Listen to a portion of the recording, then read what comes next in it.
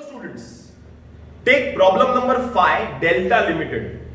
Following is the summary balance sheet of Delta Limited as on 31st of March 2018. Liabilities rupees and asset rupees is given. The following scheme of reconstruction was submitted and approved by the court. Point number 1, 2, 3, 4, 5, 6, बहुत सारे points दिए. You know best entries are the entries on the asset side. सबसे easy entries asset side की ही है. But जो beginners है ना, जो bots है ना, जो लोग एक गोली लग के सो जाते हैं, उनके लिए वो चालू करेंगे नीचे से asset वाला, बराबर ना. हम लोग क्या करेंगे, फर्स्ट एंट्री रीड करेंगे और डायरेक्टली फर्स्ट एंट्री से स्टार्ट करते हैं. तो फर्स्ट एंट्री रीड करता हूं. 11.5% preference shares of ₹10 each fully paid were reduced to 14% preference shares of ₹10 each, 6 per share paid up. Okay, 11.5% preference shares कितने हैं? 15,000. कितना रुपया? 10 रुपया भरा हुआ है. 1,50,000 के प्रेफरेंस शेयर्स हैं. ओके, सबको बुला लिया, सबको बुला लिया.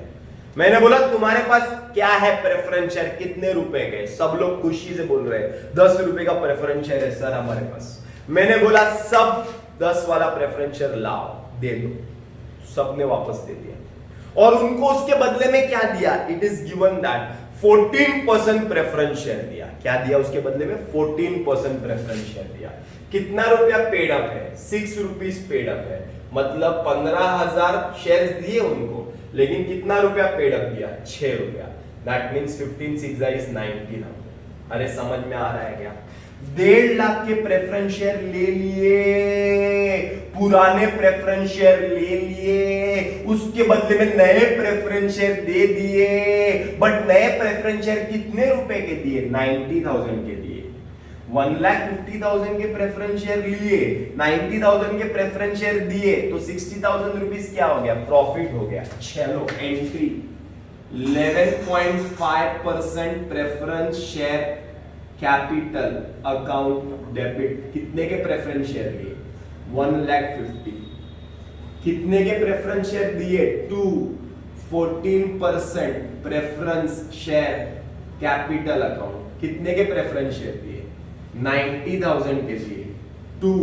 फायदा हो गया capital reduction account. Any problems? No problems. Any problems? क्या? No problems. Hope this is clear. The first entry is clear. 1,50,000 के प्रेफरेंस शेयर लिए, 90,000 के प्रेफरेंस शेयर दिए, 60,000 is the profit. Next entry is same. 10% preference shares of 10 each, 5 rupees per share paid up were reduced to 13% preference shares of 10 each, 3 rupees paid up. पहले कितने के preference shares थे? 13,000 preference shares थे, 5 रुपए भरा हुआ था. 65,000 के प्रेफरेंस शेयर्स थे. हमने वो शेयर्स ले लिए और इनको फिर से एक बार सेम 13,000 शेयर्स दिए, लेकिन कितना रुपया पेड अप बोला? 3 रुपया. तो 3 into 13 is 39,000. Hope you understand. Once again, 10% preference shares of 10 each, 5 rupees paid up were reduced to 13% shares of 10 each, 3 rupees paid up. 13,000 preference shares 5 रुपए के, 65,000 के शेयर लिए और हमने दिए कितने? 13,000, लेकिन 3 रुपए पेड अप दिए, 39 के शेयर दिए. तो एंट्री आएगी 10% preference share capital account dot debit 65,000 to कितने के प्रेफरेंस शेयर दिए? 13% प्रेफरेंस शेयर कैपिटल अकाउंट कितना? 39,000 to capital reduction account. How much? 39 plus 140 40 25 26,000. This is the answer. Hope you understand. आगे चलते हैं. Equity shares of 10 each fully paid up were reduced to denomination of 5 each fully paid up. Equity shareholder को बुला दिया, बिठा दिया सबको, बोला कितने के इक्विटी शेयर है? वो लोग सब चिल्लाने लगे सर हमारा 10 रुपया फुल्ली पेड अप के इक्विटी शेयर. लाओ, सब ले लिए और नए फुल्ली पेड अप शेयर दिए 5 रुपया. अरे समझ में आ रहा है? तो इक्विटी शेयर्स कितने हैं? 20,000 है.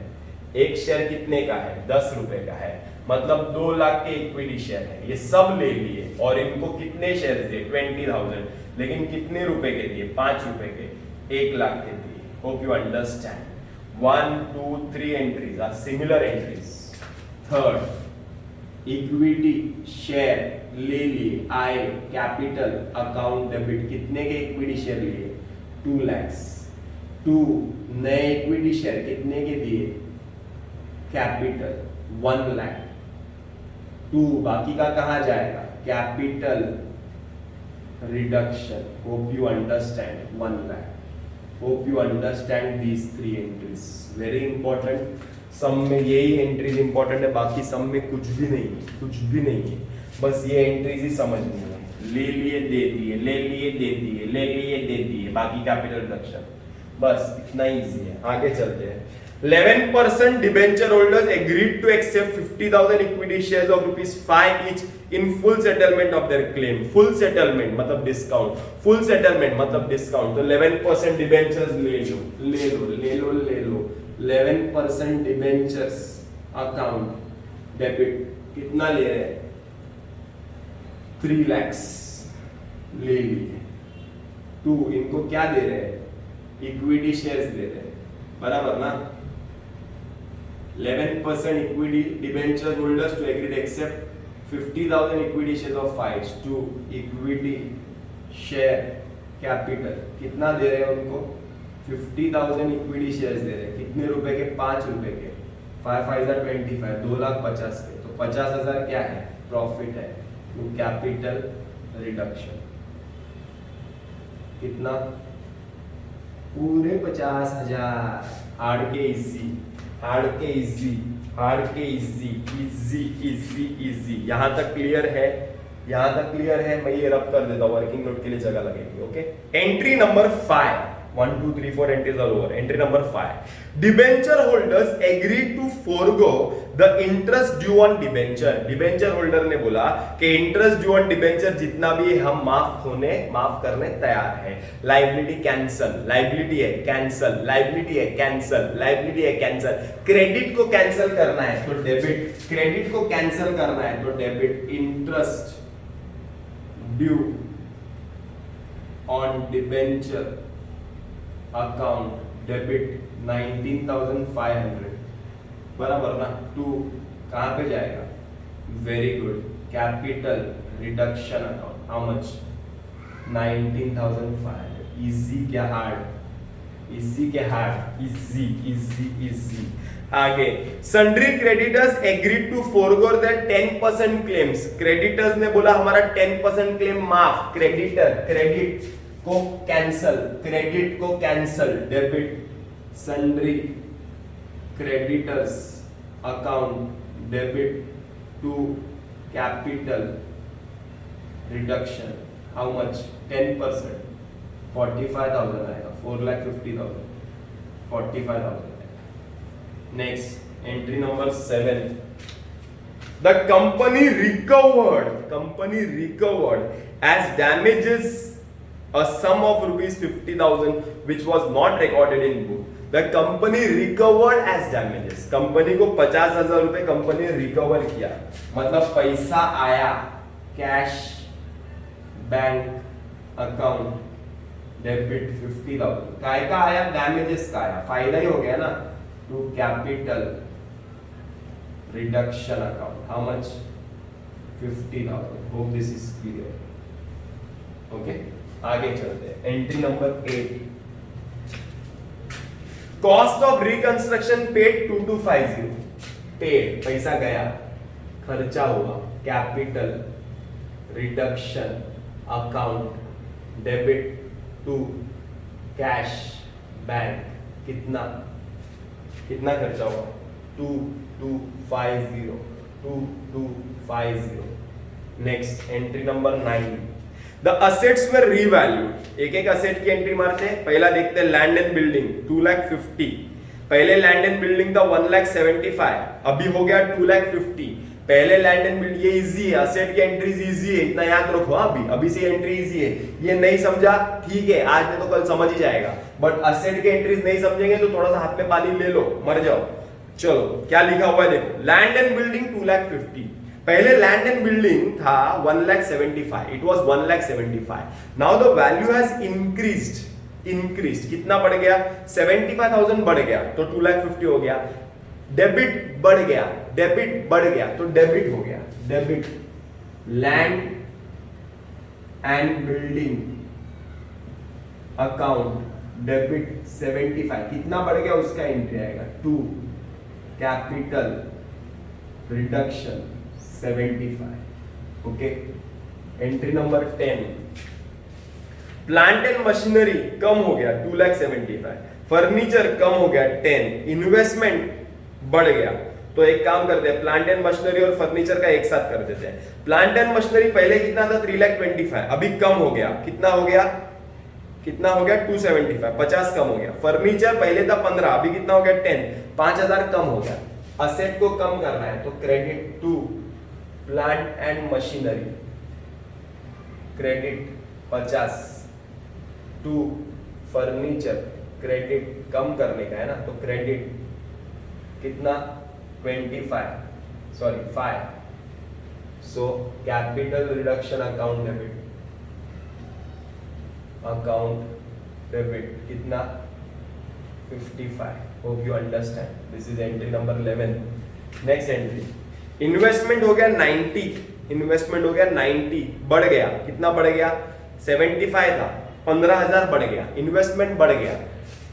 डेबिट को बढ़ाना है तो डेबिट को बढ़ाना है तो debit investments account debit 15 to capital reduction 15 debit. Entry number 12, debtors 3 lakh, पहले डेटर्स 3,15,000 था, अभी 3 लाख हो गया, 3,15,000 था 3 लाख हो गया, कम हो गया, डेटर्स को कम करना है, क्रेडिट डेटर्स को कम करना है, क्रेडिट 15, कहां पे debit, capital reduction account debit 15। Next entry number 13, all intangible assets and accumulated losses to be written off, सबको राइट ऑफ करना है, मतलब डेबिट को कम करना है, असेट को कम करना है, डेबिट को कम करना है, क्रेडिट मतलब गुडविल को कम करना है तो 2 गुडविल,